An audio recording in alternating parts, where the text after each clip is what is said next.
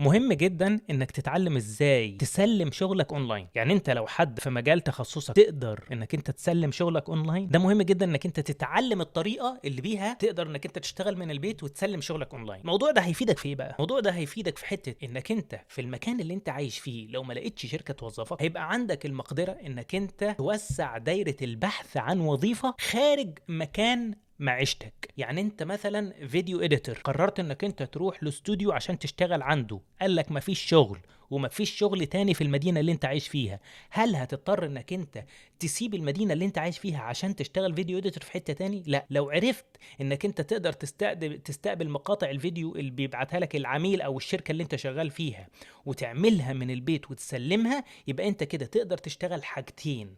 تقدر تشتغل في وظيفة دوام كلي اونلاين عن طريق انك انت تشتغل مع شركة في اي حتة في العالم، او انك انت تشتغل فريلانس عن طريق انك انت بتقدم الخدمة بتاعتك لعملاء متعددين.